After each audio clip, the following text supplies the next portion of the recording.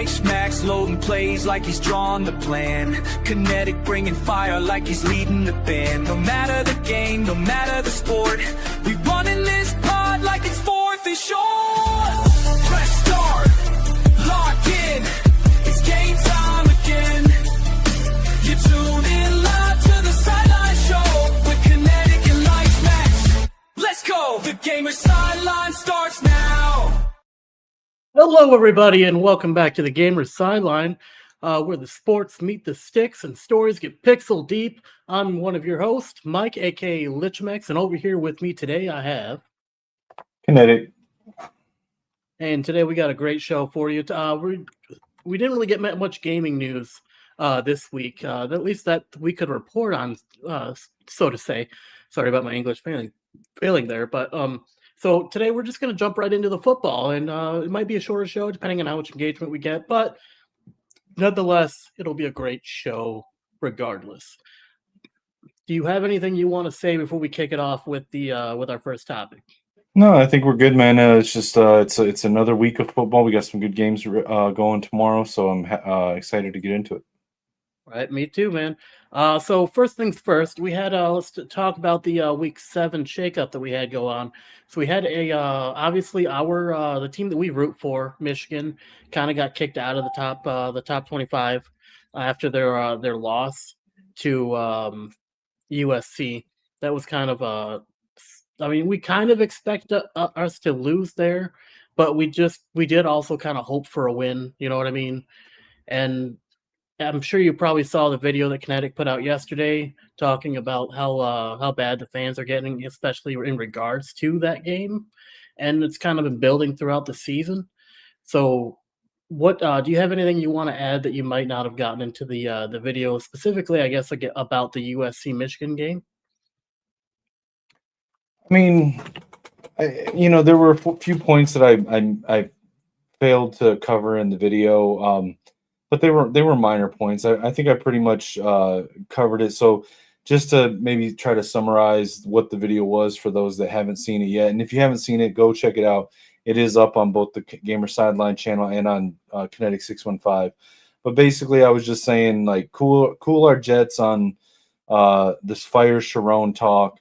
The players are bought in. They're still trending in the right direction. It's not an overnight changeover and rebuild. It's going to take time, and this having unrealistic expectations is not good for anybody. But more specifically, what really rubbed me the wrong way was just the way that some of the people in our fan base were turning not only on the team and on the staff, but on other fans who refused to, like myself, who didn't jump on the negativity train of fire Sharon, fire the staff, blow the whole thing up. It's ridiculous. Like, we can have disagreements and have difference of opinion and not be jerks about it to each other. And that's really what it came down to. Right, and I agree with you on a lot of those points. Like, I don't think we should be calling for the firing of any coaches at this point. So when you got to think, we're only in year 2 for 2 of the coaches, not even in year 1 for one coach. Right, I'm talking about, like, this is their second year in, is what I'm meaning. Not like they got through 1 year and they're on their second year right now. Well, and what I've noticed in talking to people about it since I put the video out and a couple tweets out that have went viral, people are not aware of how much of a rebuild Sharon is going through. They say They see that he, took over after a national championship team, and they think that he took over a top team in the country. But if you really look at it, and I've been saying this for a year, for anybody that's seen me on any shows, and I don't know if these people it's going in one ear and out the other or what, but when he came in, he was hiring a staff in February and March when there weren't that many people around. He was trying to put together a recruiting class that up until June of 2024 had no NIL support. He didn't have a chance to really go in the portal. And the previous 2 or 3 seasons under Jim, the recruiting classes were very lackluster. So he was rebuilding a very barren cupboard. Now, yes, 2024 was propped up by a handful of first and second round picks in Will Johnson, Colson Loveland, Mason Graham, Kenneth Grant, Donovan Edwards, Khalil Mullins, Josiah Stewart. but like the depth behind those guys was not there. And that's borne out if you look at this year's team, aside from Derek Moore, Rod Moore, and Jay Sean Barham, we have the youngest team in the Big Ten. Like, we're Michigan. We don't have magic fairy dust that we can sprinkle over everything and skip the first year or the first time head coach ups and downs. We can't sprinkle it over Bryce Underwood and Andrew Marsh and the youngest team in the conference and somehow skip the growing pains of a young team. Be patient. And one of the big points that I pointed out in that video, Sharon Moore right now is 13-7 in his first 20 games as a head coach at Michigan. Jim Harbaugh, who was not a first-time head coach, but it was his first Power 5 school, which was back when Pac-12 was still a power conference. Yep. In the conference with USC, UCLA, Washington, Oregon, all the teams that came over, but also Cal and the other Pacific Coast teams like that, Arizona State. And he went 9-15 in his first 2 seasons. For a lot of Michigan fans that are Detroit Lions fans, Dan Campbell in his first 24 games, the same number of games, 25 games, roughly the same number of games as 2 seasons in college, was 4-19-1. Why are we freaking out over 13-7? Right, and you make a good point there. I mean, like, Harbaugh got like what 7-year grace before he started actually like winning. You know what I mean? Like, I mean, he had a couple wins here and there, but he had like 7-year grace before people started freaking out this bad. Before like he really got his winning mojo rolling, at Michigan. Right. And like Sharon is only in year 2 right now. He's in his 2nd year as a head coach. And like you said, we're in a rebuild. We have among the youngest teams out there right now. Last year we had a good amount of our national championship guys, but most of those guys are gone now. So we're dealing with a lot of new recruits with the Michigan system now. We still have a couple of the guys left for the national team, but not that many, and we're not dealing with the starters from the national team either. I mean, we might have a couple guys that were starting, but now we're dealing with the guys who were benching it for the national championship. And right. They're the guys that are starting now. So realistically, we shouldn't be looking at Sharon as if he's doing a bad job. I definitely think there's areas where he needs to take a step back, like calling the plays. He needs to I definitely think he needs to let Chip Lindsey be Chip Lindsey. That's something I think he needs to do. Give him a chance to fail or succeed on his own. Don't step in and be big brother. You know what I mean? And with Wink, I don't know what to say about Wink. I know he's calling the plays, and he's calling decent plays. It's hard to really, like, we've heard rumblings that it might not be all him, but at the same point, I mean, it still comes down to coaching at the end of the day when it comes to the defense and the way that they're executing the plays that he calls. He might call the right play, but if they're executing it poorly, it might not be completely on. There's a two-way street there when it comes to communication, and it comes down to it being on both parties, not just one or the other.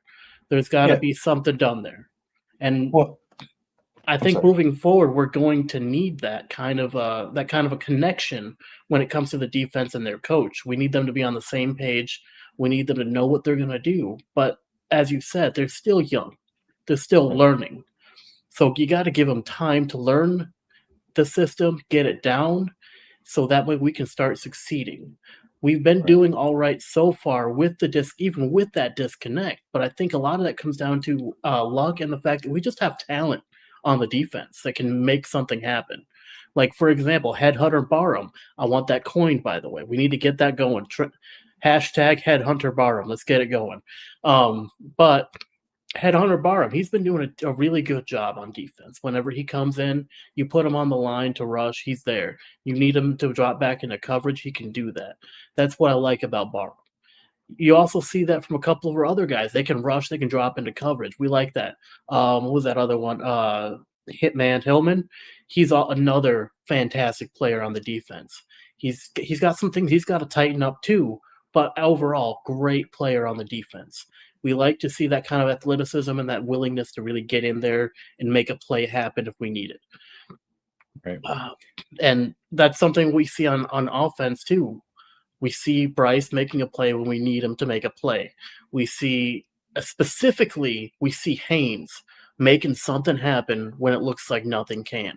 And we like to see that. Even if he is a transfer, he's not native Michigan, it does not matter. He's wearing the maize and blue now. He's making those big plays for us. We like to see it. We want to see more of it. Hopefully, he can remain healthy throughout the rest of the year because I think he's in for a fantastic season, perhaps even an award-winning season if he continues the way he has been, averaging about 100 yards a game. Right. And that would be fantastic. Hopefully we can see some more of Jordan Marshall stepping up to the plate when we need him to. He did a really good job in the USC game, stepping up when Haynes went down. He's going to have to on because it's looking like Justice Haynes may not be playing Saturday. Yeah, so we're gonna need him to step up. I mean, he's got to get that vision down. He gets that vision down, he's gonna be a threat on the offense because he's got that bruising style with some of that. He still has that speed that he can get going. He's not obviously as fast as Haynes, but he can shrug off tackles and keep going. That's one thing we couldn't really say about, like, for example, Donovan Edwards last season.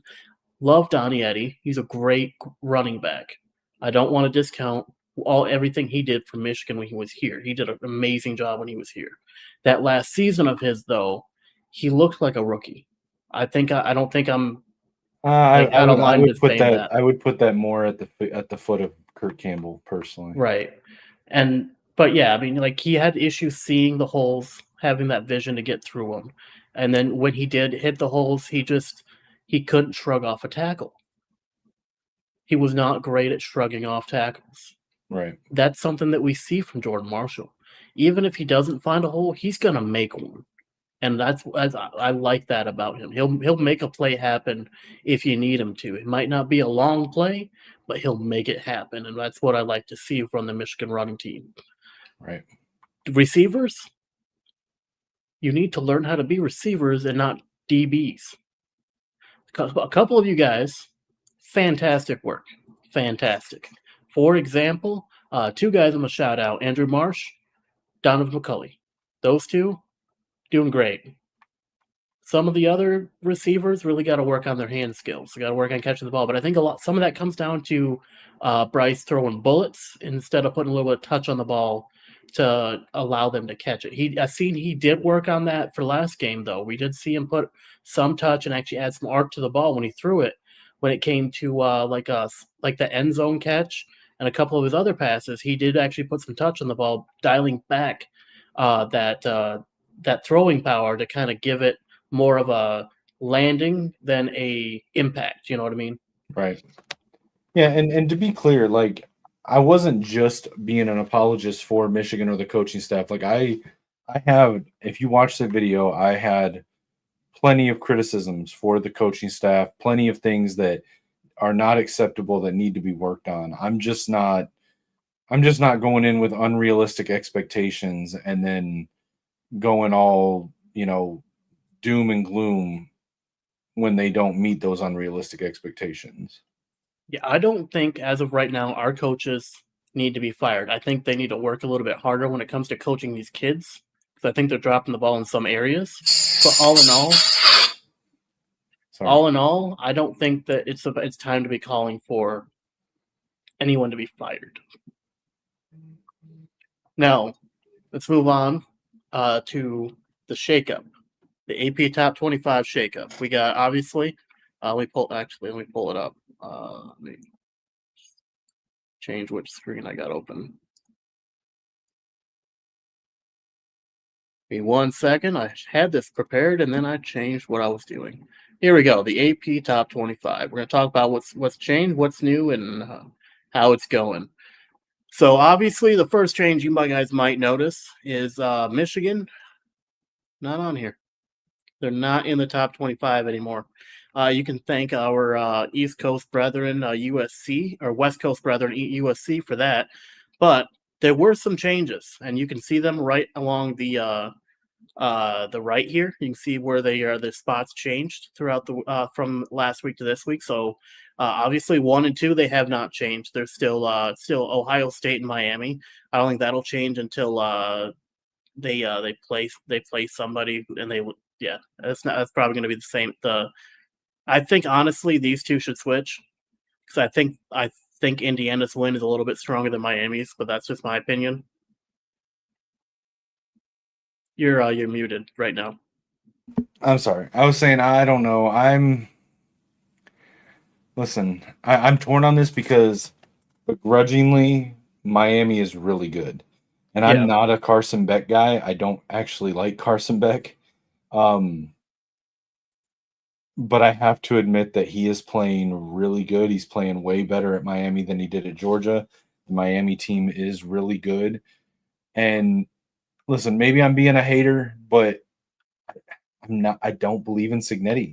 I think Signetti is a good talent not developer, a talent scout. He's a very good scout. Yeah. But he's people. This is what bugs me so much about every time a big job comes open. It's hire Signetti for Michigan, hire Signetti for Penn State, hire Signetti for. We have seen Signetti be great at finding talents in the portal that are under recruited that have proven production on the field. But he's playing in the arena of guys that are not getting paid the NIL that others are. For example, he's not going after wide receivers like Zachariah Branch. He's not going after wide receivers like Dane Key. He's not going after, the big time running backs. The people he's going after are Tyler Morris and Roman Henby.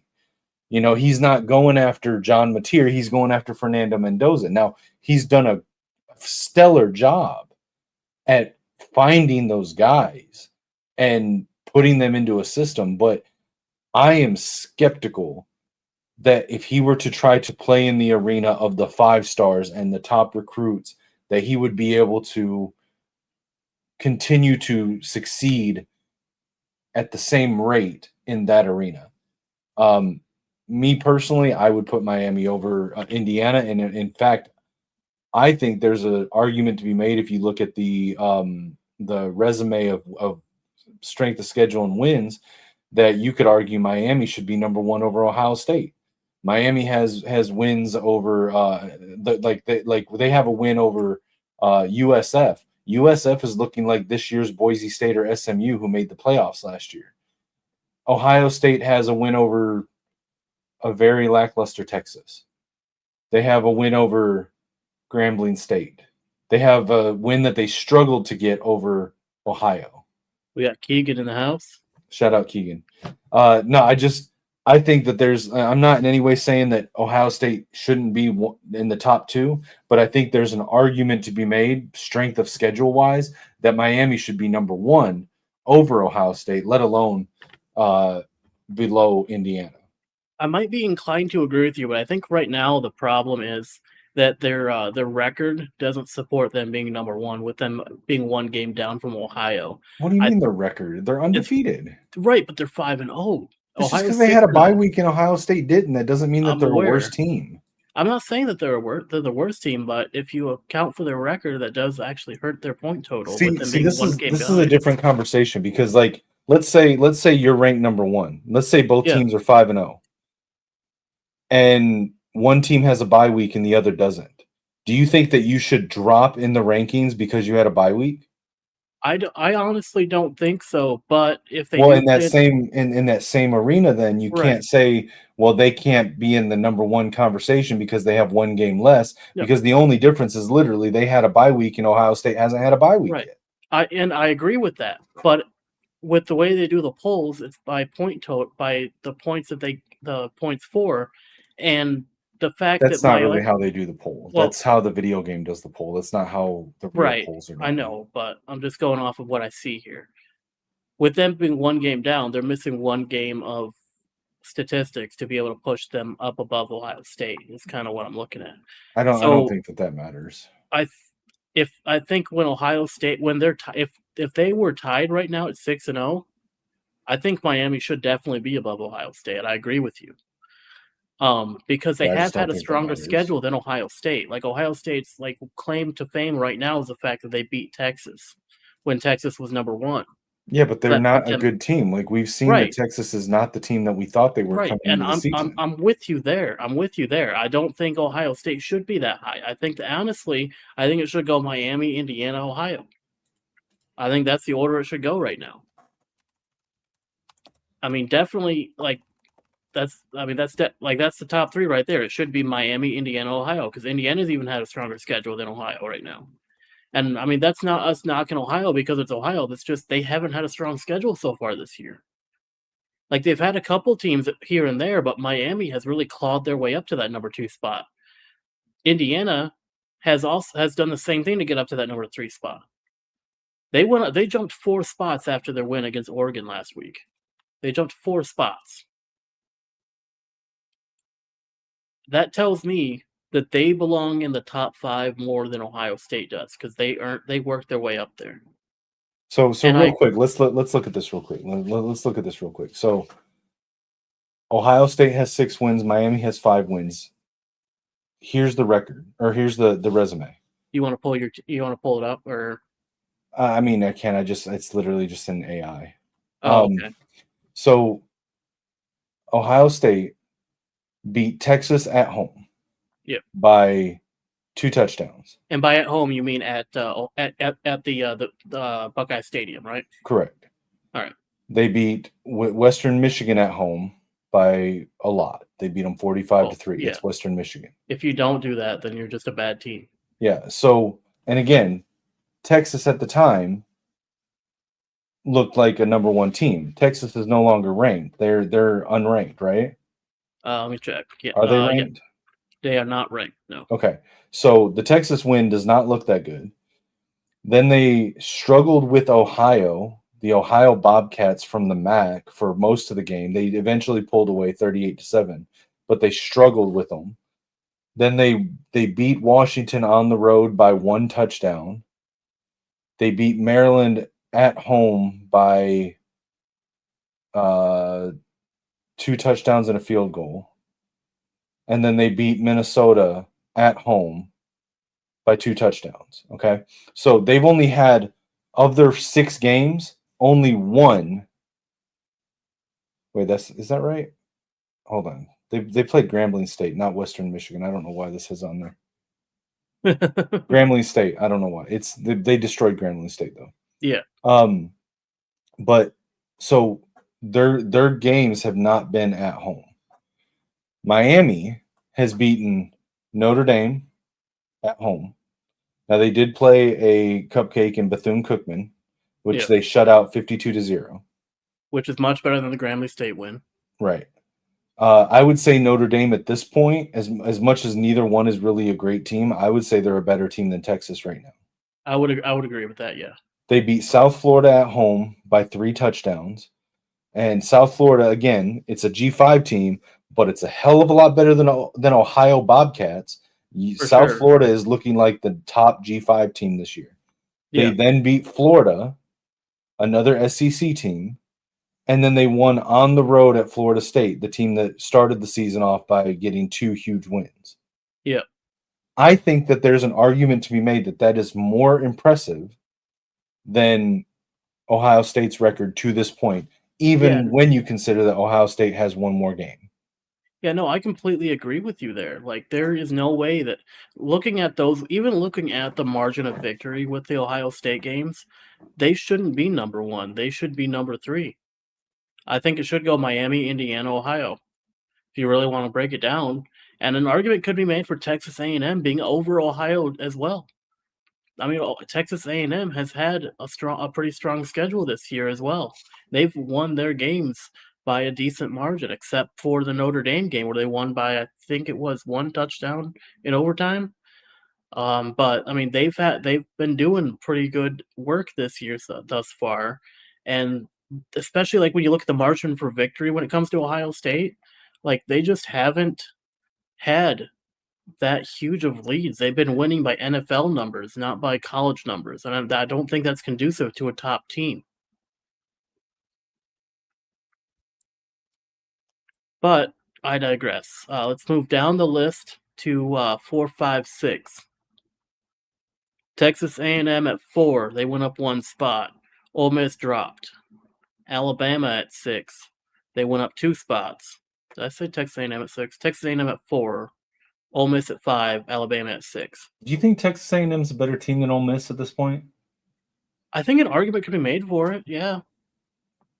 I mean, they have been doing. I mean, right now they're undefeated. Ole Miss is also undefeated. But I mean, if you look at their, I mean, we could compare their records and see, like, because I haven't really Yeah. looked at what all they've done. What the most notable thing that I noticed that they did was beating Notre Dame, one of their rivals, by a touchdown in overtime. No, it's not that But big a deal. I mean, I think Texas A&M is really good this year, but I just think that Ole Miss is kind of like flying under the radar a little bit. I think they are, and I think that's conducive to why they're ranked number 5 right now, because they weren't expected to be as good as they are this season, and and I think that sentiment really kind of lowers their value in the ranking, because they really weren't expected to even be top 10, I don't think, and now look at them now, they're in top 5 with Texas A&M. I mean, Texas A&M being in top 5 is crazy to me, but I think that it's kind of like the calm before the storm. Like they're sitting there right before they're going to start falling as the season progresses. But if they don't and they go undefeated and make it to the playoffs, I will be impressed with Texas A&M, because that would be something that would not be on my bingo sheet for this season. Now Alabama at 6. Are you down with Alabama at 6? Or you think they should be higher or lower? So my whole thing with from once we get past Ole Miss, maybe Alabama. So once we get past Ole Miss, I feel like every other team down there at past that is in flux. I still think Right. Oregon's really good, and I think like there's probably like a middle tier of like Alabama, Georgia, Tennessee, Notre Dame. But like I just feel like there's like Keegan said in the chat, there's no elite teams anymore. So Right. none of them really stand out once you get past like 5 or 6.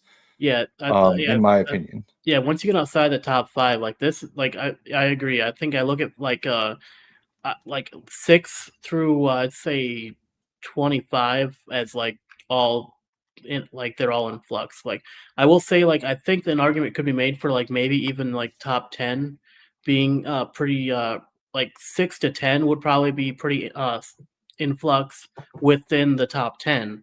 Anything below that would be kind of like interchangeable. They could get swapped out at any moment. Right.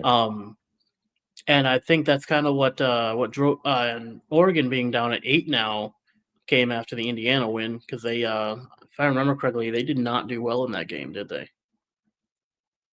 The Oregon Indiana. I mean, it was a close game, but Indiana pulled it out. Right. I'm surprised to see Texas Tech in the top 10. I'm not. Texas Tech is kind of like Miami. They've been spending a lot of money for a lot of years, and it's finally starting to come together. I think that much to many of our surprises, they are the clear favorite to win the Big 12 this year.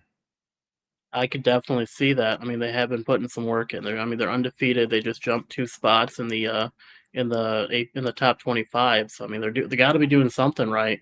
I'm not too sure what their schedule looked like, but I mean, the fact that they are undefeated in the top 10, I mean, they are looking good for winning the Big 12, maybe even making it to. I mean, obviously they're going to make it. They should be making it to the playoffs at this point, unless somebody really they start pulling a Texas A&M last season and start tanking the second half of the season. But it looks like they're doing all right.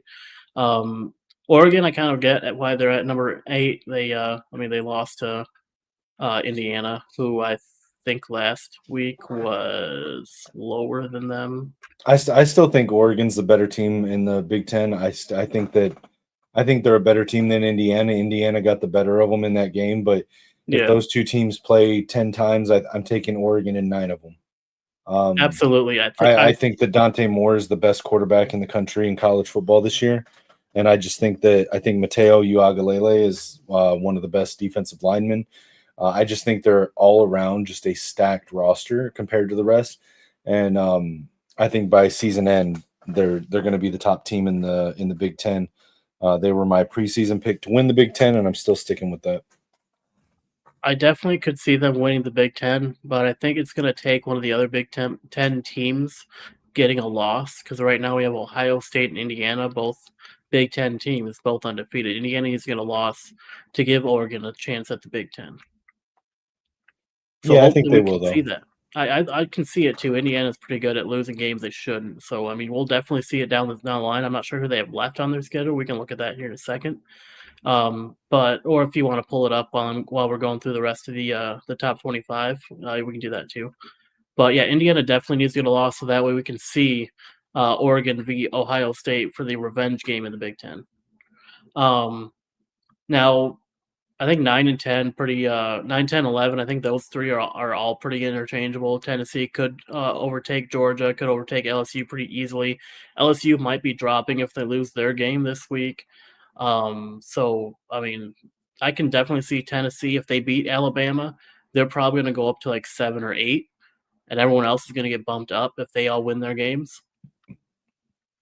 Definitely rooting for Tennessee this weekend. I don't know about you, but I got to root for the state team when it comes to this rivalry. I'm not really a huge Tennessee fan myself, but I do. I'm in the area, so gotta root Yeah, for the I home team. understand. I mean, I lived in Tennessee for almost 20 years. I get it. Like, I was never a Tennessee fan, but it's hard not to be pulled in to sort of root for them a little bit. Right, and when you're coming across like state rivals, you gotta root for the state you live in. Now, to be clear, in case anyone new is joining right now, we are both Michigan Wolverines fans first and foremost. So, with that being said, we're going to talk 12, 13, 14. I think they're pretty interchangeable. Yeah, I think you're right. The rest of this list, pretty interchangeable. We do have one development. So, you remember how Texas wasn't ranked last week? Yeah. They made it. Oh, did they get ranked again? Okay. They got back up to the top 25, and they're ranked number 21 right underneath the USC. Because they beat Oklahoma. Embarrassingly so. Like I don't think beating them is the right word for it. They embarrassed Oklahoma. Yeah. Like Arch Manning showed up instead of Arch Persons. Finally, yeah. They finally got some smelling salts under Arch's nose, got him playing like a Manning instead of playing like a Parsons. Or not a Parsons, sorry, wrong position group. Instead of playing like a Minshew. Memphis got up there. They finally joined the top 25. Nebraska's back in the top 25. I don't think they were last week. Yeah, like 20 to 25, those are all pretty much basically unranked, so we don't have to really worry about it. South Florida being still in the top 25 is impressive to me because they are a G5 team. I think South Florida and Virginia both are, and they're both still here. It's Georgia Tech too. Georgia Tech made their way all the way up to 12 somehow. But I mean, they are undefeated, so I guess that makes sense. They've had a pretty strong schedule too, from what I understand. So that could be conducive as to why they're top 12. But that's the shakeups of the top 25 AP poll. Do you have anything you want to cover on the top 25 before we move on? No, I mean, I pretty much said my piece on most of the teams. With South Florida, like I said, I think that they're the cream of the crop for the G5 teams this year. But for sure, yeah. Well, I mean, yeah, you got Georgia Tech in there. They're a G5 team, and they're ranked a lot higher than South Florida. Yeah, I don't know. I think I would take South Florida over Georgia. Well, maybe not. I actually really like Haynes King. But Georgia Tech isn't a G5 team. They're an ACC team. I thought that they were a G5 team. No, they're an ACC team. Oh, okay, well then, color me wrong. Over here trying to trick me. I was trying to give them some credit where credit's due. But now we're going to move on to the Week 8 preview. We're going to talk about the games going on this weekend, uh, what we're thinking, and how we think they're going to go. Basically, just giving our thoughts on the games going on this weekend. We're going to focus like the top games, then work our way down if we really find anything that really sparks our interest here. So starting from the top, we have Louisville, Miami. I don't think that's even going to be a game. No, I mean that's pretty easily Miami's game. I think. I am interested in the Nebraska Minnesota game. I think it's actually is that happening tonight? I think. I believe so. It says it's 6:23. So if it happened tonight, it already happened. But no, I think it's tomorrow. I swear I thought it was tonight. Unless it's happening right now, it could be happening right now.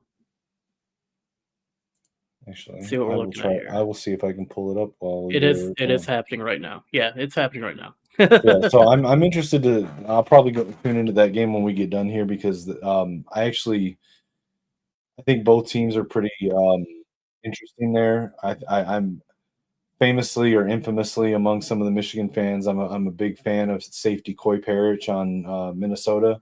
I also really like Darius Taylor, their running back. And I think Nebraska has talent. I think they're a little overrated, but I don't think they're a bad team. So I'm interested to see this game a little bit. Hey, real quick, Kinetik, can you so you don't remember how we just said that we didn't think that the Louisville Miami game was going to be a game? Yeah. That's Louisville's score right now. They're going into the fourth. I can't see it, dude. It's 17-10 right now. Let's see. Oh, well, I mean, hey, maybe they'll turn it in. Like I said earlier, I'm not a Carson Beck guy. To this point in the season, he has played better than he did at Georgia. I'm not going to be that shocked if he, unravels and falls apart. I don't think he's necessarily a great, like mentally tough quarterback. Right. But I have to give credit where credit's due. To this point, he's been really good. And it just seems like it's time for Miami to be good because, like I said, they've like Texas Tech, they've been spending a lot of money on the roster for years. And it's like at some point that has to come to fruition. Right. Yeah, I agree there. And hopefully this is their year because I mean they are sitting at number 2, but they are kind of getting the business from Louisville here. I mean, and they're even playing on their home field, so it's even stranger there that they are losing. But moving on, let's talk about LSU Vandy. I think this is a little bit of a sneaky game. LSU, I'm not a big Brian Kelly fan. I don't think he's that great of a coach. I think that Nussmeier might actually be injured, and I haven't really heard anything about that. I do think that Vanderbilt, they're really good. This is probably the best Vanderbilt team that they've had in years, and the first time that they've had like back-to-back really good teams since probably the Jay Cutler years. And like I don't know. So I think that could be an underrated game that could turn into a pretty good one. We'll have to see how it plays out, though. I do think Diego Pavia is really good. I like Eli Stowers a lot. I think Stowers is going to be a good NFL tight end. There's a couple other players on Vanderbilt that I really like. I think that LSU is absolutely loaded with talent, but for whatever reason, that talent on paper hasn't translated to the field the way that it should so far this season. And personally, I think that's on Brian Kelly. But I'm excited to see this game. I'm kind of interested to see how it pans out too, because it could also have implications for anyone lower than them on the AP Top 25, and anyone that they've beaten too. Because LSU wins, that adds more credibility to anyone who had them on their schedule to boost them a little bit more in the ratings. But if they lose, it could also hurt those who are either above or below them in the ratings as well. Right. However, like you said, Vanderbilt's looking pretty good this season, and I would like to see Vanderbilt get a big win like this over LSU, even if they are a weakened LSU if Nussmeier is hurt. But they do have a decent backup quarterback. I don't know how good he is realistically, but I mean he does. I mean I can only speak to what I've seen stat wise on the game myself, but he does look like he should be decent at least if any of that translates to real world ability. Which Right. I know it's not a good one-to-one comparison, but it's the closest thing we have because I don't think we have much tape on him other than because I don't think he's actually led the team yet. But that being said, I think LSU put a little bit too much stock in potentially getting Bryce Underwood, and I think it's really hurting them this season. They were really looking forward to getting that top talent, and then but in the last second it got yanked away to keep it at home and with Michigan. And we're seeing kind of the results of that this season. I mean, Nussmeier is good, but I think that if they would have got Underwood, they would have been in a better position. Right. Because they do have the rest of the talent around. They would have had the rest of the talent around him to really make him shine like he should be at Michigan. But we just don't. We have too many young guys on the offense right now to really uh, highlight the skills that Bryce has when he doesn't have to worry about getting away from the line breaking down. But yeah, I think if I had to pick one of these two to come out with the victory between LSU and Vanderbilt, I'm gonna pick Vanderbilt for the underdog win here because they are coming in at number 17. They are the 1.5. They're ranked at 1.5 underdogs. I think Vanderbilt. I'm still gonna take Vanderbilt for the win in this game. If you had to choose between LSU and Vandy, what are you taking? Yeah, I mean, again, I'm just not a big believer in Brian Kelly, and I like Diego Pavi and Eli Stowers. I think Clark Lee is a pretty good coach there at Vandy, so I'm gonna ride with Vandy in this game. Absolutely. So next, we'll touch on this one here. Washington versus Michigan. Michigan is, I think they are ranked as the underdogs. I think. No, I'm reading these. Michigan's a 4.5 point favorite according to Oh, that. okay. So then the other one, Vanderbilt's the 1.5 point favorite. Okay, so I had Yeah. it backwards. But So anyway, I think that, and I've said this multiple times now. I really like Washington. I'm not trying to take anything away from Washington. They've got a really good young team. They've got a couple playmakers, but and I'm really a fan of Demond Williams, but I think they're a year away. I think next year they're going to be a very dangerous team. I think this year they're decent, but I don't, I'm not down on Michigan after the USC game like everyone else is. There are things that need to be shored up, things that need to be fixed going into this game 100% by Michigan. But honestly, I think if Justice Haynes was playing, this would be a 10-point spread. That Michigan would be a more than a touchdown favorite in this game. Um, I think, yeah, I think that to Keegan's point, yeah, 4.5 on ESPN. Yeah, I think that I just think Michigan wins. We're at home. The travel from West Coast to East is as hard, if not harder, than East to West to play football games because what time's the kickoff for that game? Noon, I it's think. at 11 a.m. So noon. It'd be noon Okay. your time. Well, 11, yeah, so noon our time. That's 9 a.m. to those kids' normal like internal clock. Right. And that's harder than going east to west because east to west, for example, we played that game at 7 o'clock Eastern. That was Yep. 4 o'clock Pacific time. Yep. It's a different thing. So they're traveling across the country. They're playing at 9 a.m. to their internal clock. They're playing a team that I think is overall more talented in the ceiling. Now, like I said earlier, Michigan is the youngest team in the Big Ten, so there's a question of like how much of that potential and talent have they realized to this point. But I just think that the home field crowd, it's gonna be too much for Washington to overcome. It will be a good game. Demond Williams is dangerous, and I expect him to make some really good plays against Michigan. Wink needs to step up the defense in a big way. Um, but I think Michigan wins. Yeah, If I had to put a score on it, I would say Michigan wins 34-29.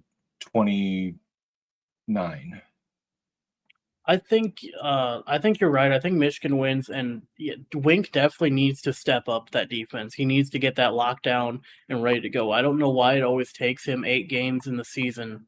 I say always, but it's only been two years now. But I don't know why it takes him 8 games in the season to actually get the defense functioning the way it should be. I think that's going to be a detriment if that continues to be the norm.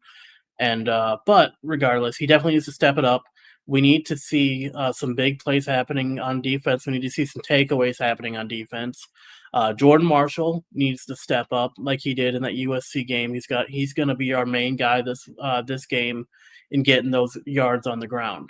It's going to be between him and Bryce Underwood. We got to see Marshall making those big plays, getting those breakaway runs like we saw I think, and that's what we're gonna need. We need Sharon to take a step back from trying to take over the reins from Chip Lindsey. Let Chip Lindsey craft the game plan to get us through the game. That's what we need. Because I think if he would just let Chip do Chip, I think we'll be good. We'll have a cohesive offense, and we'll get that through. Washington, I don't know much about Washington's team. Maybe you can educate me a little bit. Where do you see Washington's strengths versus Michigan? I mean, I think, well, first of all, I think their head coach is really good. Jed Fish, he actually used to be on Jim Harbaugh's staff, I believe, at Michigan. Yeah. And I think that he is a good head coach. He did well at, I want to say it was Arizona or Arizona State. I forget which one. I Um, think it was State. but they've got a couple good playmakers. They've got on defense. They've got cornerback Takario Davis, who's pretty good. They also have a couple playmakers on offense. They've got Jonah Coleman, who's a really dynamic running back. Denzel Boston, who's looking like a first round draft pick at wide receiver. And then they've got Demond Williams, who again I'm a pretty big fan of his. He's a young, excuse me, he hot take here. He is a better quarterback than John Mateer. He's just younger. Mateer has a better team around him. Yeah. Demond Williams is a better thrower. He's a better passer. He's a faster runner.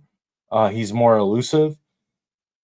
I think Mateer has more experience, and so probably is a better decision maker with the ball, and also has a better team around him. But Demond Williams, pound for pound, is a more dangerous quarterback than John Mateer, than Dylan Raiola, and maybe Jaden Maiava, maybe. So I mean, potentially he's the most dangerous quarterback that Michigan has faced up until this point in the season. So if we are in danger of losing this game, it's because of Demond Williams and because of Jed Fish's coaching.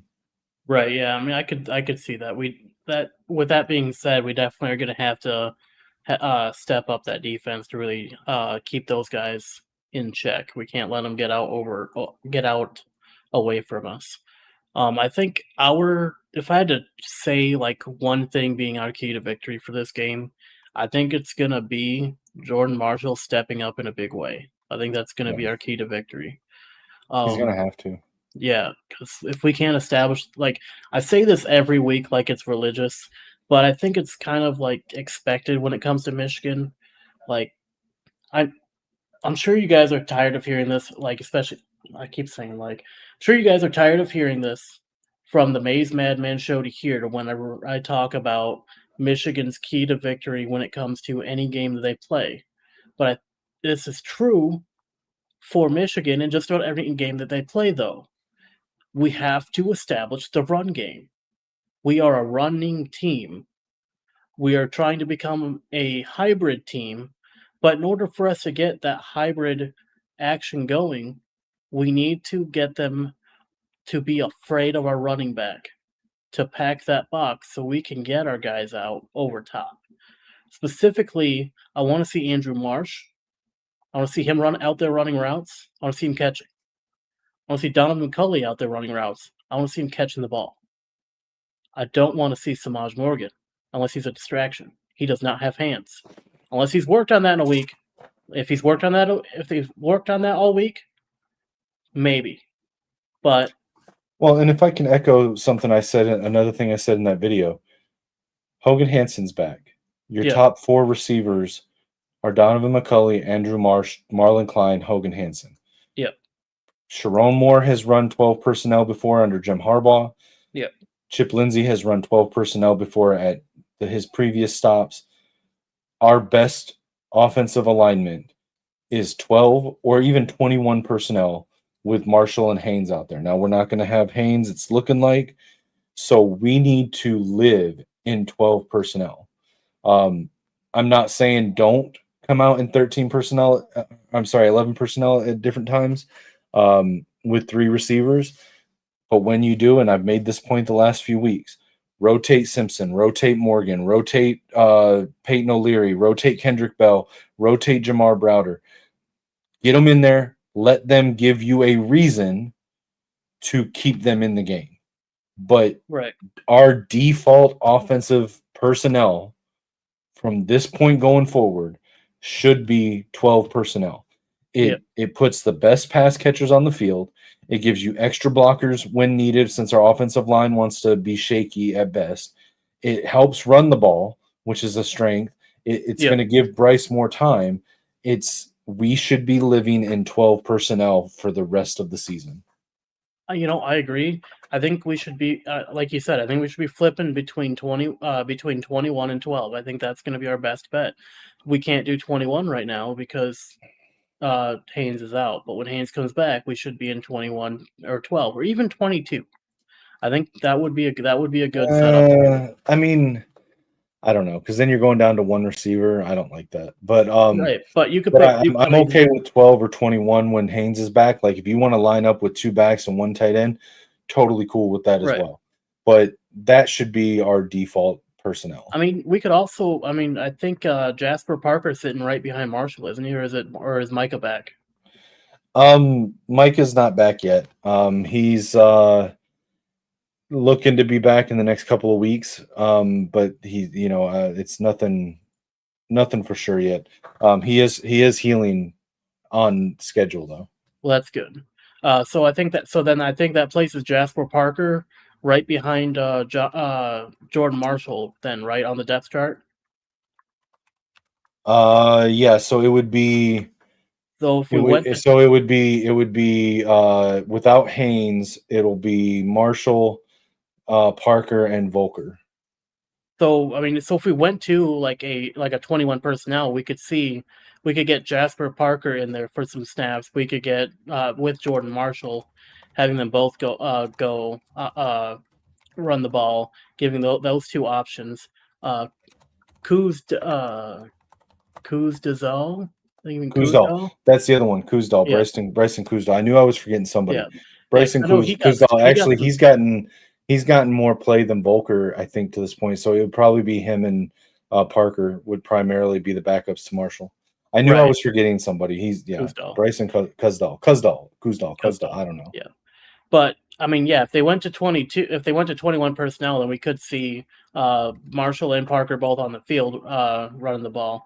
Which I think you only go. I mean, I could see it maybe with Jasper Parker, but I think you only go 21 personnel with Haynes and Marshall.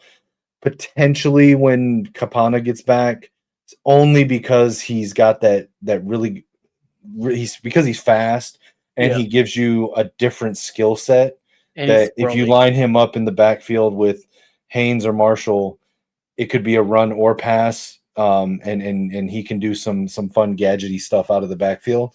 But like I would only run 21 personnel with Haynes and Marshall and maybe every now and then with Micah.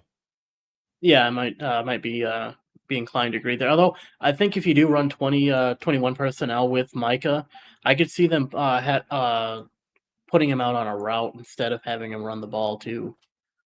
Because he is kind of squirrely. He does have that speed, that's breakaway speed that we like to see from our elusive back. So it's definitely something we could see.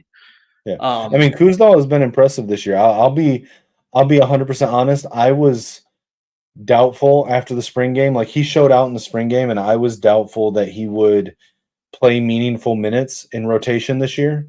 right. He has not only gotten on the field for rotation, but performed pretty decently well when he's been out there. So all the props in the world to Bryson Kuzdal. He's absolutely killing it and making the most of his opportunities. So I guess the next game to talk about here would be Oklahoma, South Carolina. Both teams having kind of similar issues right now, I think, with their quarterbacks being either coming back or like still injured. Um, if I had to guess which one I think would come out on top in this game, I'm gonna have to say Oklahoma because they're gonna be out for vengeance after they got embarrassed by Texas last week.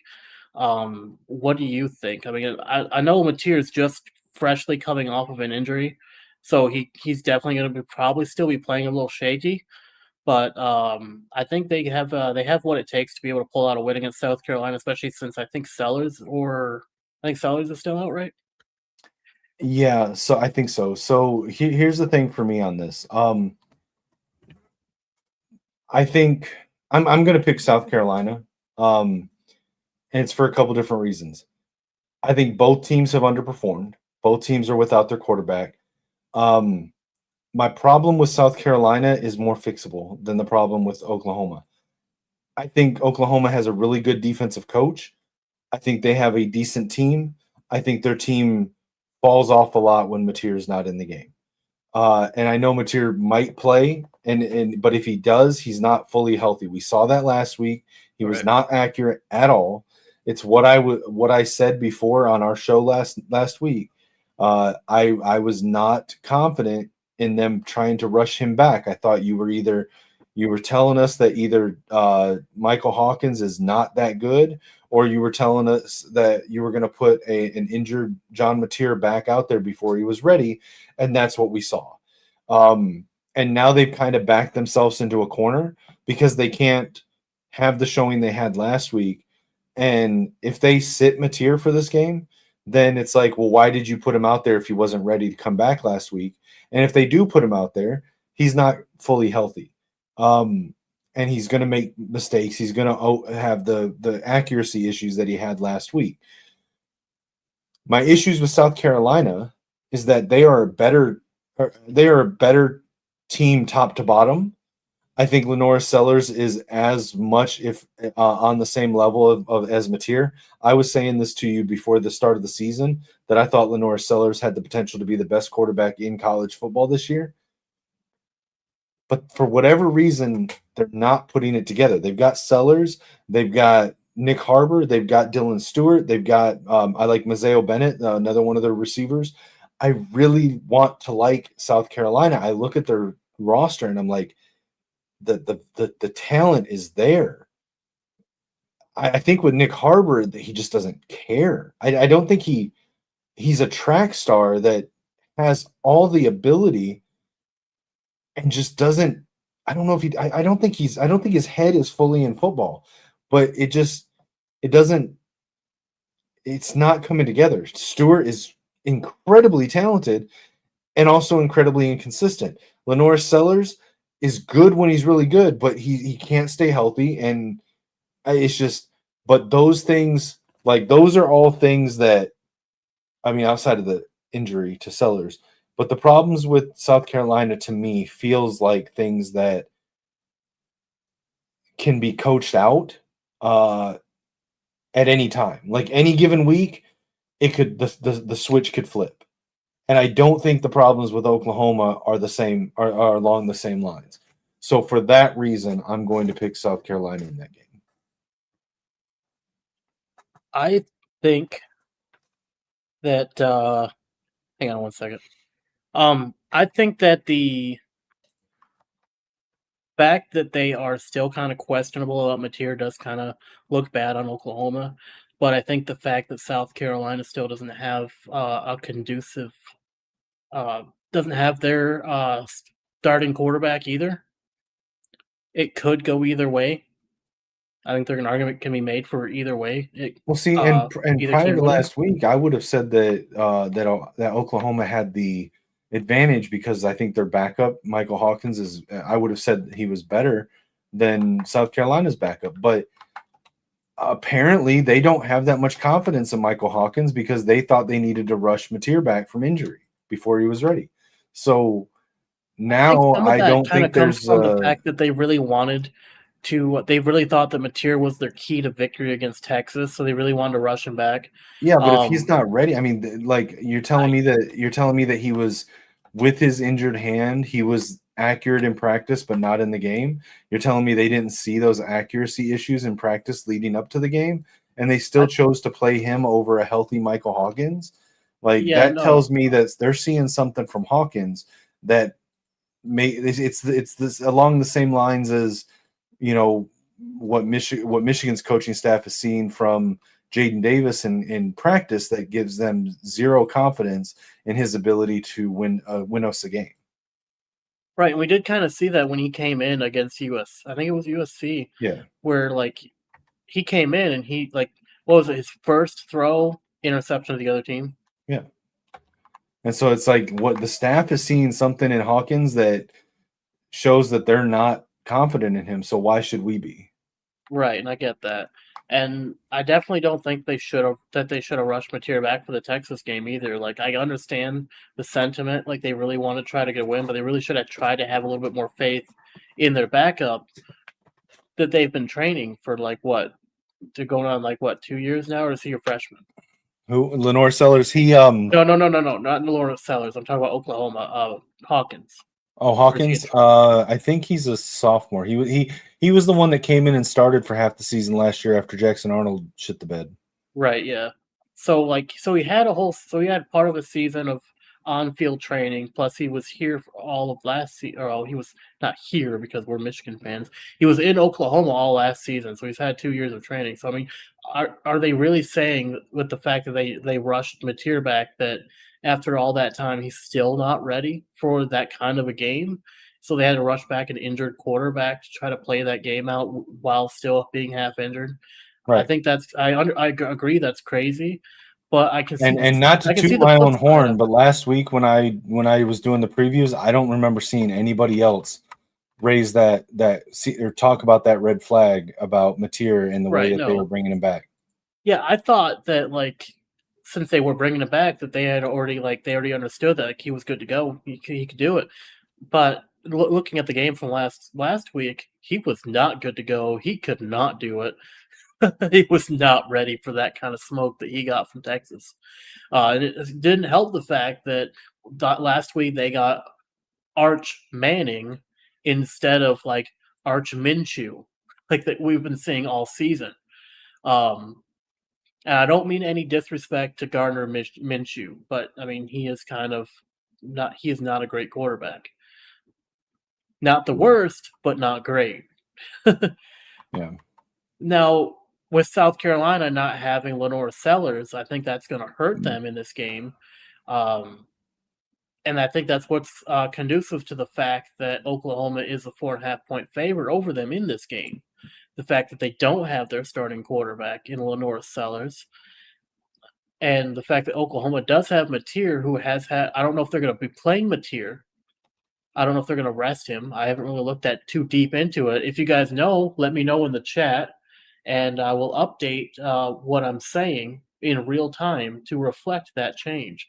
But as far as I know right now, they're planning on playing Mateer, and so Oklahoma will have their starting quarterback, although he might still be a little rusty from coming back from injury, even after that loss to Texas. But I think this week they have something to prove from last week to prove that they aren't as bad as they looked last week. So I think they're going to go to Columbia, South Carolina, to the Williams-Brice Stadium, and I think they're going to be looking to clean house there to kind of get some of their cred back from getting embarrassed by Texas in the Red River rivalry. Also, try to say that 5 times fast, chat. Let me know how it goes. So I guess my prediction here is going to be Oklahoma over South Carolina. I'm going to give it a. I think it's going to be a low scoring game. I'm going to say it's going to be. I think let's say 21-10. I think that's where I'm going to sit for the score. Final score 21-10 Oklahoma. I think because of the backup quarterback situation, I think it's going to be a little bit of a low scoring game. I'm going to say 14-9 South Carolina.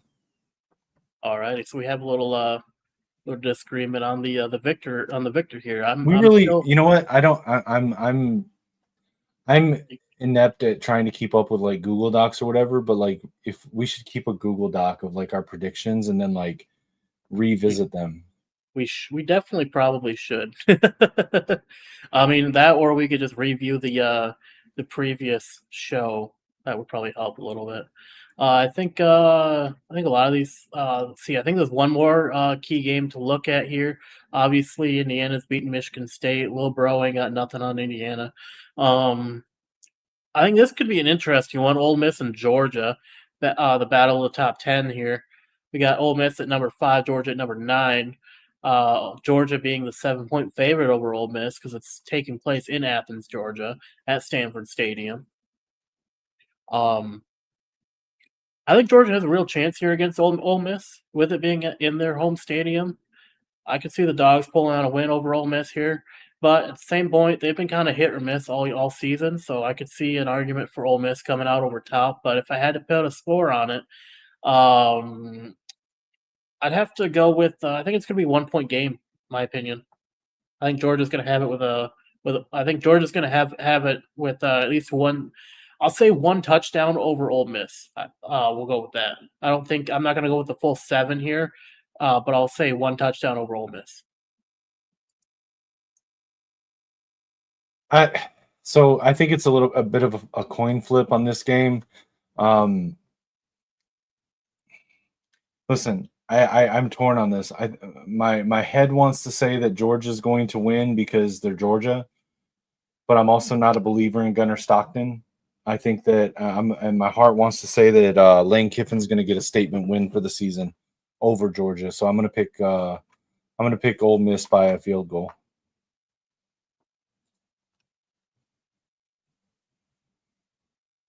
I don't know what the score will be, but it'll be Ole Miss by like 3 or 4 points. Yeah, I'm taking Georgia by a touchdown. I feel like I said, my head says Georgia's going to win because it's Georgia, but I'm not a believer in Gunnar Stockton. Right, and I can understand your hesitation too, because Georgia's been real hit or miss this season so far, and I mean they've won. They're 5-1. Ole Miss 6-0. I mean Georgia barely got the win over Tennessee. I think it was overtime they got the win there. But I mean they've like I said, they've been hit or miss all season. It's hard to tell if we're gonna get the dogs or the puppies in this game. So I can understand the hesitation of wanting to say Georgia, but instead going with Ole Miss. I get it, but I think I'm gonna have to say Georgia. I'm still gonna have to stick with mine with Georgia by a touchdown. So you got Ole Miss by a field goal. I got Georgia by a touchdown. Yeah.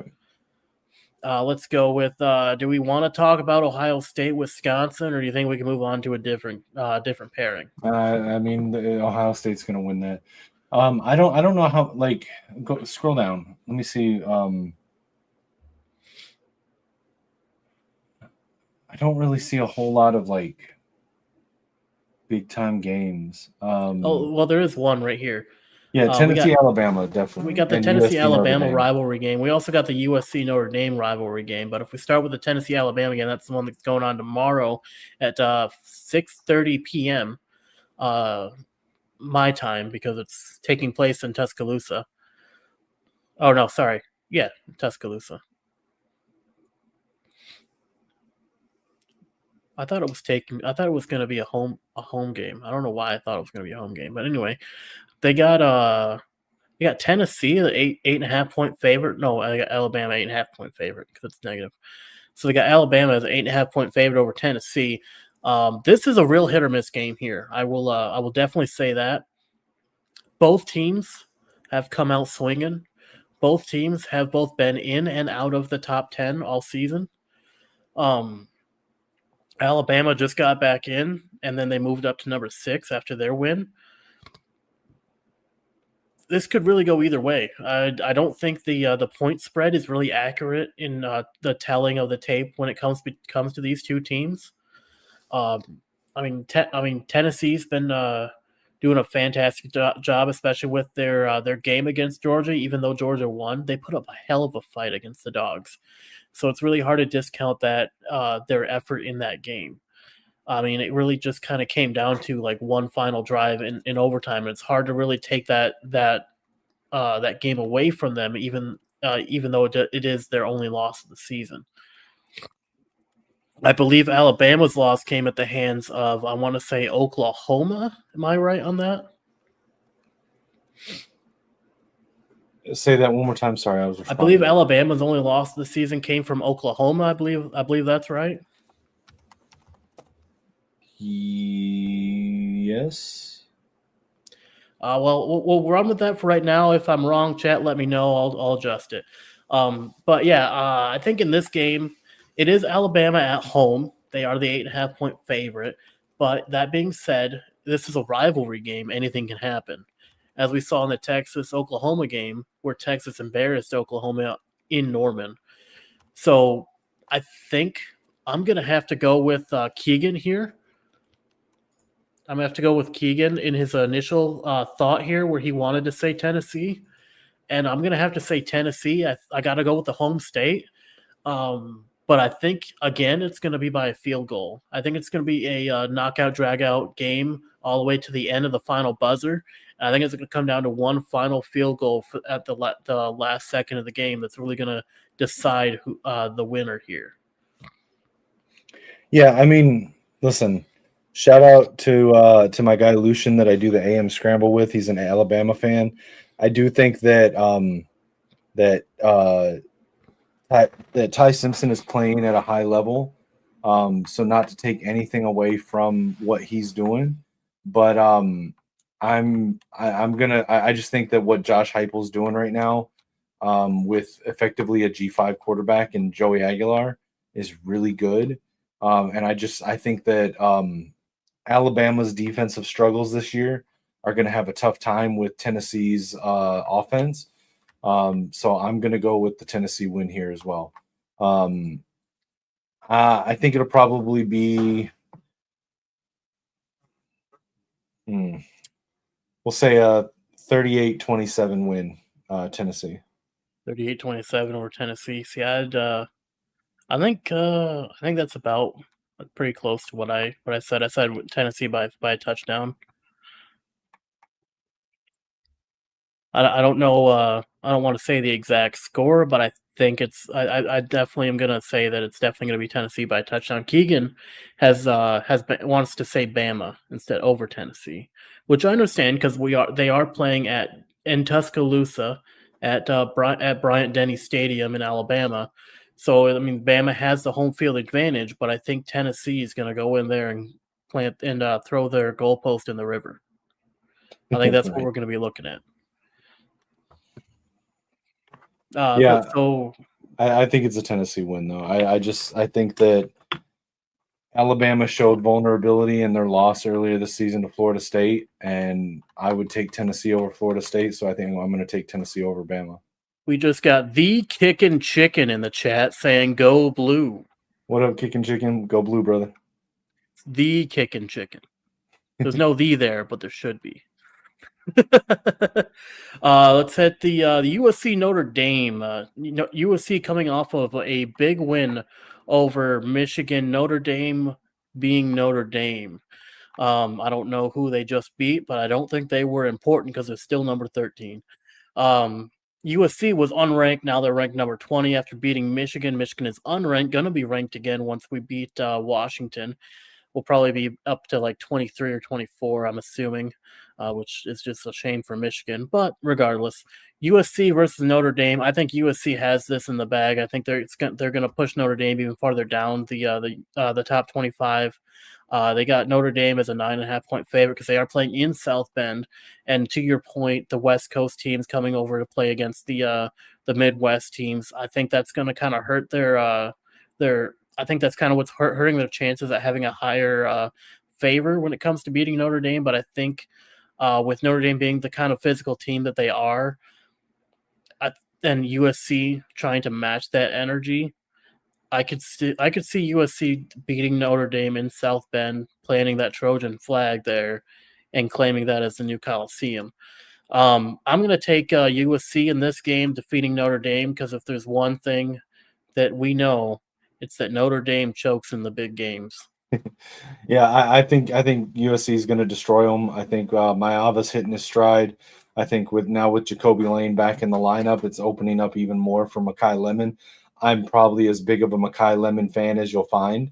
I think that he's incredible. I can't wait to see him on Sundays. I said this before, that if I had one wish for college football for my team, it would be somehow convince Makai Lemon to not only stay in college for one more year, but transfer to Michigan. I'm a big fan of the kid. And I think that their tight end is coming on at the right time. They showed that they have crazy good depth, 3 deep at running back. And Lincoln Riley is showing that he's evolving beyond just the offensive coordinator out of his depth that he's been for the last few years. So I'm going with USC.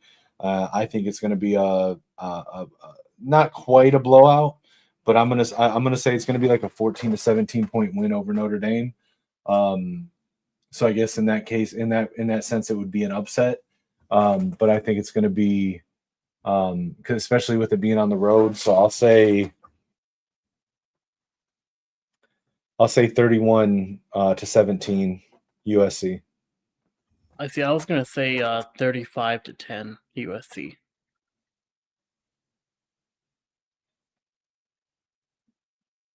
I think that adds up, right? Yeah, sounds right. Yeah, we'll go with it.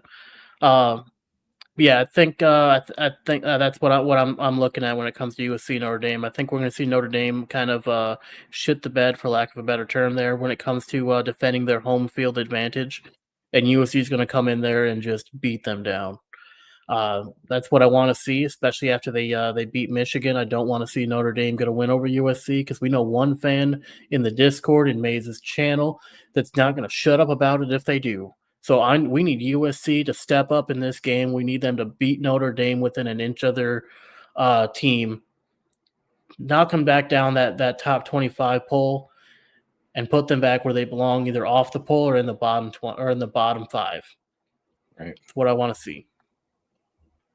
And I want to. And to preface this, I don't root for West Coast teams. To be fair, I'm rooting for this one, and it's mainly I'm rooting against Notre Dame, and it is because of one fan that is in Maze's Discord and on Maze and comments on Maze's channel.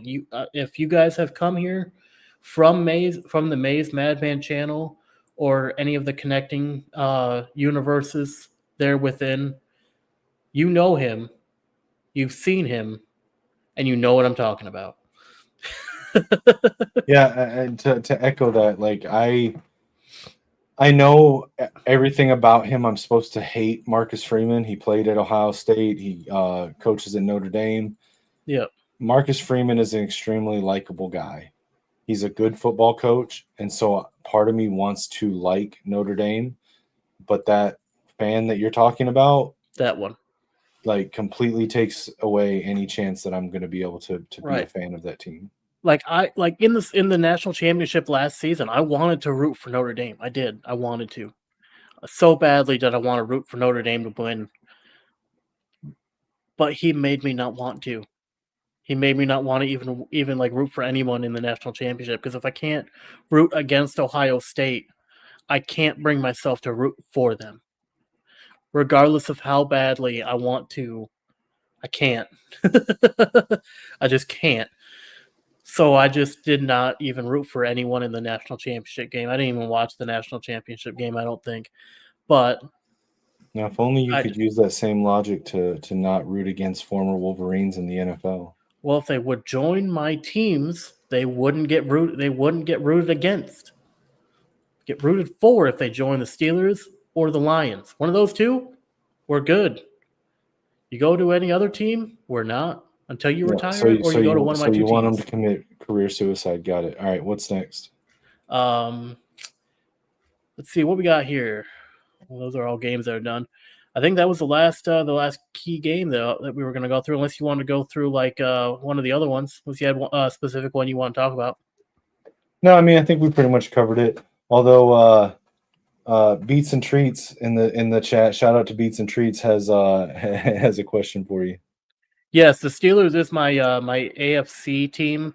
It was actually my first fandom team in the NFL was the Steelers.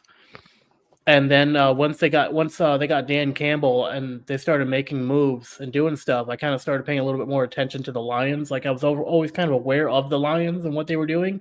I just wouldn't have called myself like a huge fan of the Lions. So my father got me started in the NFL watching the Steelers, so that became my first fandom team was the Steelers. But after like hearing all of this crazy stuff about Dan Campbell and seeing like the Facebook reels of Dan Campbell, I started kind of paying attention more.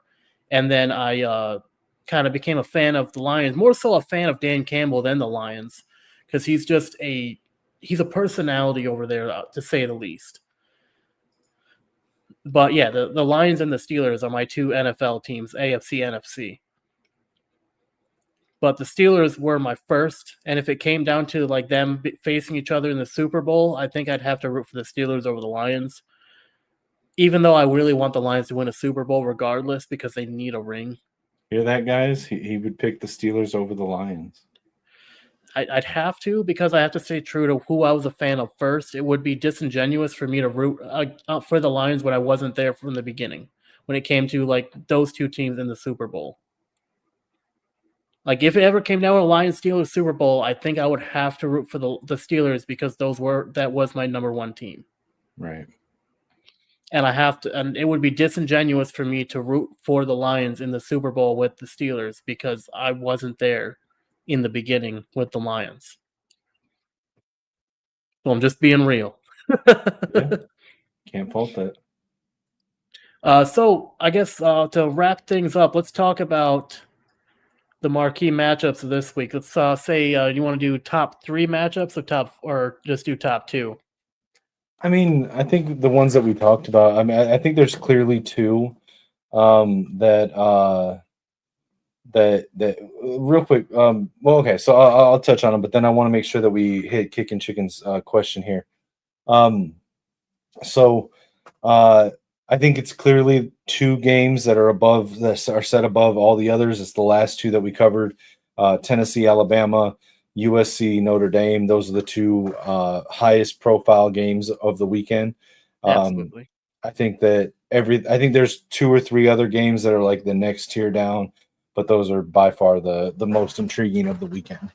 Yeah, I think if we went with like top 4, I would go like 1 Tennessee, Alabama, 2 USC, Notre Dame.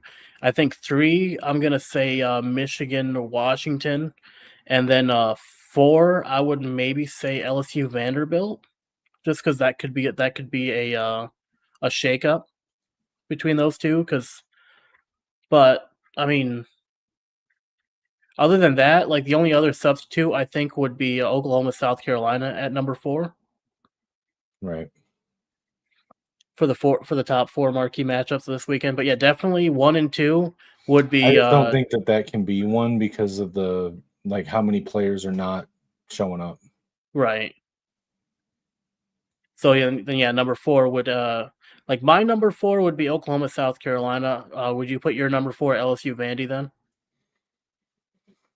Probably, yeah, LSU, Vandy, or the Michigan, Washington. But I don't want to be a homer. Right. Not that that stopped me in the past, but now to get to Kick and Chicken's question, they asked, where do you rank Miami if they lose? If Miami loses, I think they drop out of the top 10 because Louisville's unranked, and it looks like I they're don't gonna lose. I don't think they drop out of the top 10. I would say they drop to 7 or 8. Are you sure? Because like I it think puts so. them at 5-1. I don't think that the top 10 is super strong after 5. I guess it would depend on who wins between Bama and Tennessee, really, if they stay in the top 10 or not. Because if Tennessee wins, I think Miami gets kicked out. I just don't think that the top 10 past 5 is that intriguing. I mean, you got LSU, which they'll probably be kicked out of the top 10 if they lose to Vandy. You got Oregon, who can move back up if they win their game. I think they're on a bye this week. Georgia, if they win their game, which I mean, realistically they should, they can potentially move up if Miami loses. Ole Miss, if they win their game, could move up, but I don't think Ole Miss and Georgia can win their games because they're playing each other. At least I think that's what's going on. Let me double check that, make sure I'm not being crazy. Yeah, it is Georgia and Ole Miss. So if Georgia wins their game, I think they hit the at least the top. I think Georgia goes back up to either maybe top 5 or into maybe they move up to 8 or 6, between 8 and 6. LSU, if they lose, I think Tennessee gets back into the top 10. If Bama loses, I think they're out of the top 10. If Miami loses, which it looks like they are, because the current score for the Miami Louisville game, which I don't know how that's happening, is 24-13, 7 minutes 50 seconds left in the fourth quarter. So I mean, there's a chance that Miami can bring it back, but it's very slim. They got to get about 11 points to catch up. Right. In 7 minutes and 50 seconds. The current event is Miami is trying to lose from Keegan. Yeah, it seems that way. I think so. I would place Miami at bottom 5 in the top 10. Maybe I think that's what I would say. They're gonna be moved somewhere in the bottom 5 in the top 10. They'll drop that far? I think they're unranked. They're playing an unranked team. Yeah. Losing to an unranked has huge implications to your ranking. That's fair. So I mean, and that's if they stay in the top 10. I could seriously see them dropping out of the top 10 if they lose. That's fair. But if I had to place them if they lose, I'm gonna place them at 14 if they lose. Where would what about you? What do you think? I mean that. I don't know. It's so hard for me to answer this type of question because, like I said, I just don't. Once you get past, like, you look at the top 10 right now, and like, I just don't think it's super strong past 6. So it's like anybody in the top 5 that loses, I don't know that I wouldn't. I don't know that I would drop them out of the top 10, and like any other top 10 that fall. I mean, they could fall anywhere from 12 to 19, and I wouldn't even be upset about it. So it's like it's so hard with this year because, like, you know, back to what Keegan said earlier, there's no elite teams anymore. So it's just really tough for me to answer that. Right, yeah. I mean, and I will say, like, to Keegan's point, like, this season has been insane when it comes to the game being played because they're so close. Teams that should win have lost. Teams that should lose have won. It's a chaotic year for college football. And, I mean, it's definitely good to see some teams that you wouldn't think be competitive are being competitive. Some teams you think should be competitive aren't being competitive. It's a crazy shakeup year. We're seeing a lot of long-term planning come to fruition this year with some of the traditionally bad teams starting to work their way up to become relevant. It's just a great year. We're seeing a lot of new things. we're seeing a lot of the old ways being thrown out. Like we've seen Michigan, who traditionally have never gone for NIL, enter the NIL game, and they end with, what was it, top 10 rookie class for this year.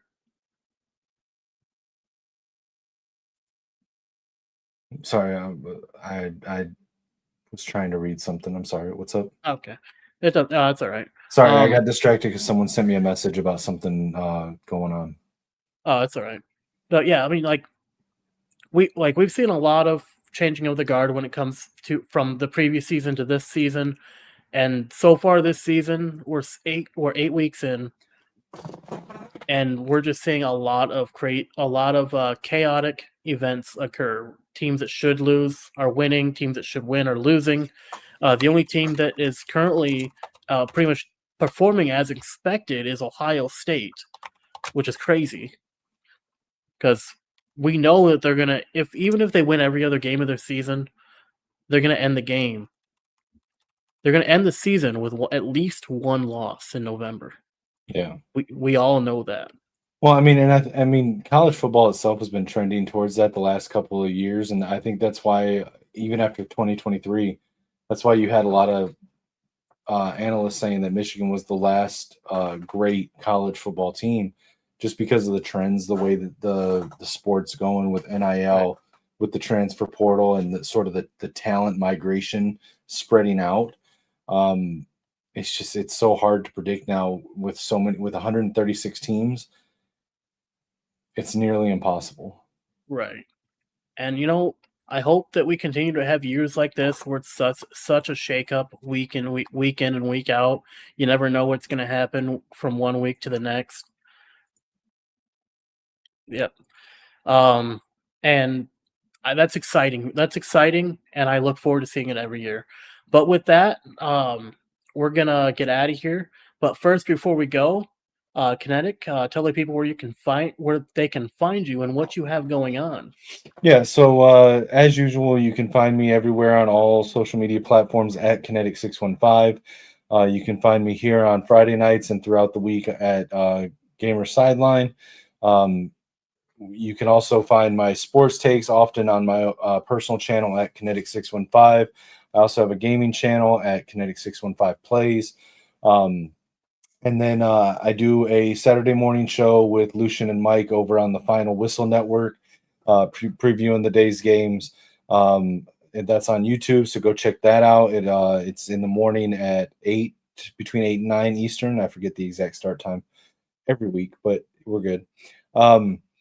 And then I would just ask people, if you get a chance, please check out the GoFundMe link in the description. It's also in my Twitter and YouTube bio.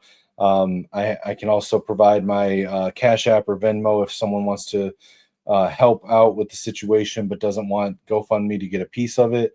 And I'm happy to answer any questions or concerns, any curiosities about the situation. I try to be as transparent with everything what I'm going through, with the updates, and also with what the money that's donated is being used on. Don't want to bog down the show too much with anything like that, but if you're curious, by all means, shoot me a message on X or on Discord at Kinetik615, and I'd be happy to answer any questions about it. Yeah. And then as for me, you can find me at LichMax626 on all platforms. If you can't find me with the tag LichMax626 on that platform, I'm probably not there yet.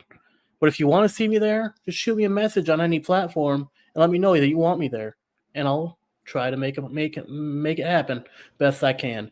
You can also find me right here at the Gamer Sideline every Friday for Football Fridays between 7 Eastern Standard Time and 7:30. We started a little late today, but I got back late for my job, so sorry about that. We'll try to make a habit of being on time moving forward.